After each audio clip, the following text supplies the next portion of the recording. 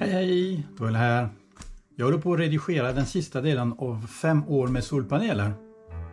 Det dröjde lite, jag beklagar.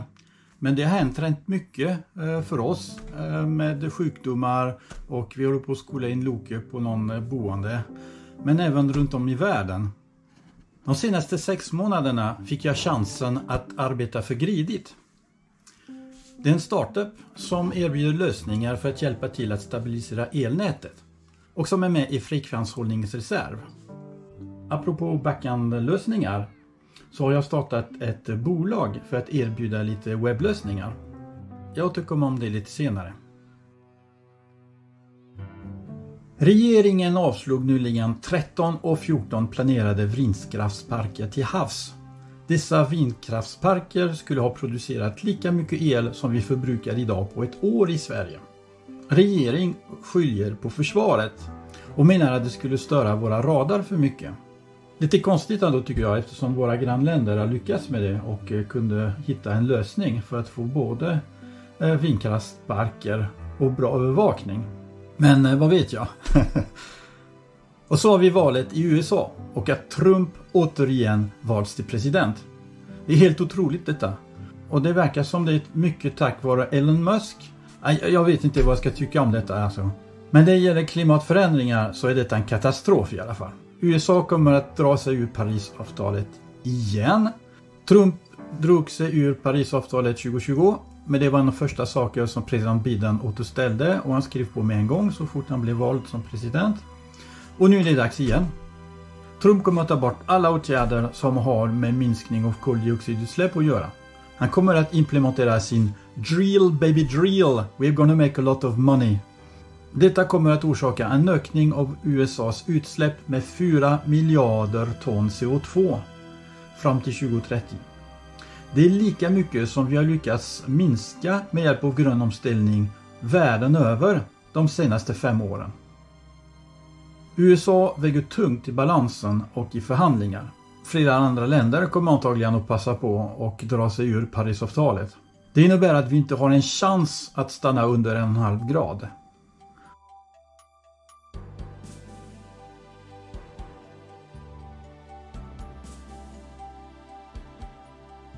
Och vi är på rask takt till en plus 4 grader år 2100.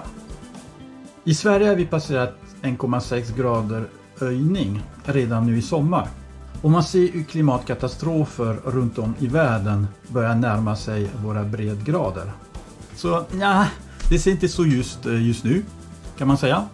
Men det gäller för EU och Sverige att få tummen ur och att satsa ännu mer för att minska våra utsläpp och visa var skåpet ska stå. Och förhoppningsvis så kan vi även sluta köpa gas från USA. Så där ja, nu är det dags att köra igång med videon.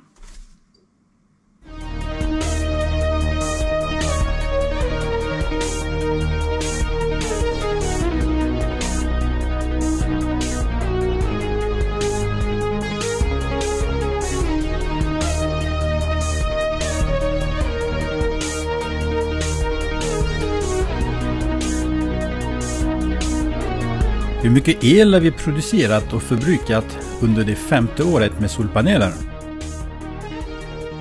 Förbrukningen gick upp till 21,1 megawattimme, lite mindre än förra året. Den totala produktion nådde dock bara 11,8 megawattimme, betydligt mindre än förra året. Av dessa 11,8 megawattimme har vi förbrukat 3,6 själva, så kallad egenförbrukning, som visas här i gult. Det är elen som har producerat, men som vi använder i hushållet och som därför inte kommer ut på nätet. Produktionsöverskottet på 8,2 megawattimme har vi sålt och sedan köpt tillbaka. Det visas här i grönt. Och sedan har vi resterande 9,3 megawattimme som vi har köpt från elbolaget som vanligt och som visas här i blått. Av de 21,1 megawattimme som vi har förbrukat har 3,1 gått till att ladda bilen. Det är runt 15%. Så i år har vi producerat 56% av all el vi har förbrukat.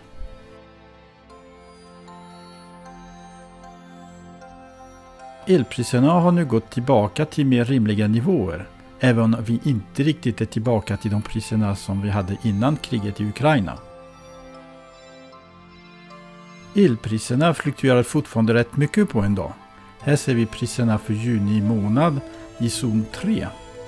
Så man kan spara en del pengar genom att planera laddningen av bilen och annat som är energikrävande till de perioder på dygnet då elen är billig. Eller när man producerar tillräckligt med solel förstås. Eller om man har ett batteri med intelligent styrning. Vehicle to Grid är på ingång och flera leverantörer har numera laddare som stödjer V2G. Så snart kommer det stora batteriet i bilen kunna användas till att optimera husets förbrukning.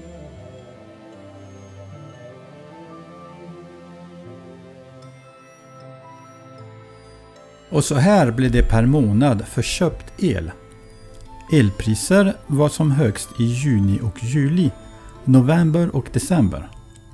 De fasta avgifterna är med i den här grafen. Dock behövs abonnemang både när man köper el och säljer el. Men de fasta avgifter redovisas tillsammans med köpt el på fakturor. Så vi gömmer bort dem nu för att kunna jämföra med rättvist köp och sålt. Och så här blev det per månad för sålt el. Höga ersättningar november och januari, men även mars och april. Skillnaden för pris mellan köpt och sålt har ökat markant i år jämfört med förra året.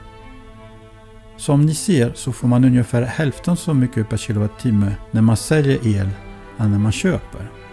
Och skattereduktionen har en viktig del i kalkylen. Och det är mycket tack vare den att det är lönsamt för privatpersoner att investera i solpaneler.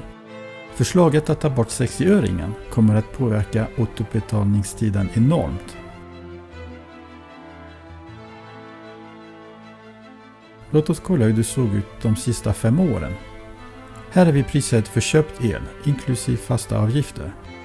Vi gömmer dessa avgifter igen för att kunna jämföra köpt och sålt el.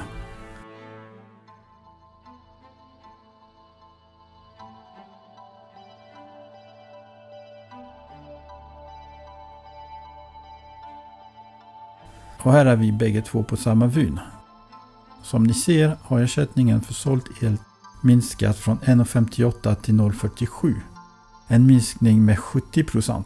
Medan priset för köpt el har minskat med 50%.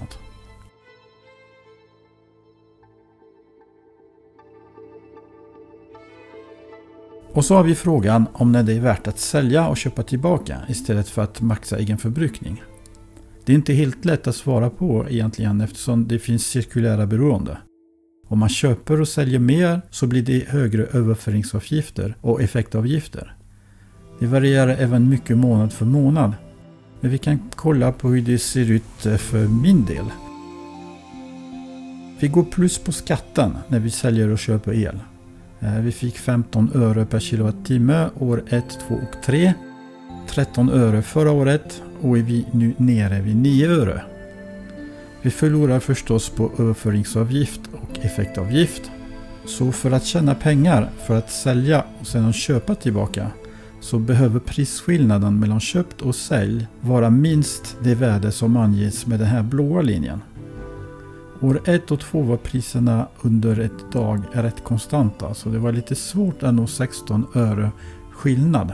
Numera behöver skillnaden vara 32 öre men priserna växlar rätt mycket på en dag.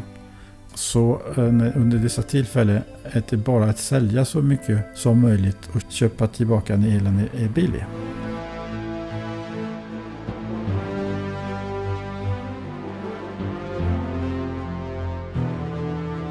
Är ni intresserade av att följa elpriserna i tiden kan ni kolla på den här nya sidan på locato.se.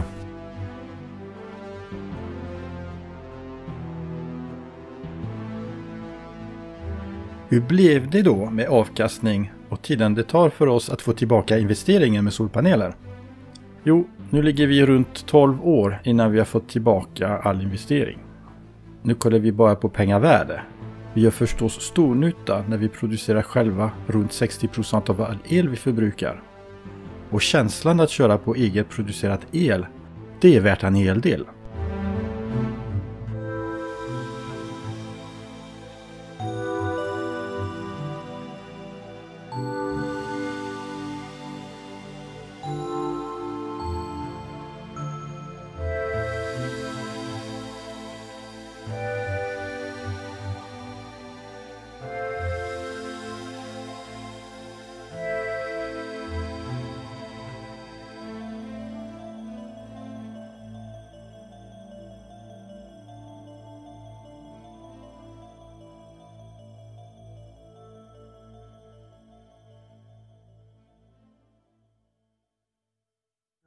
Det var allt för idag. Tack för idag. Tack för idag. Tack för idag. Hej då. Hej då.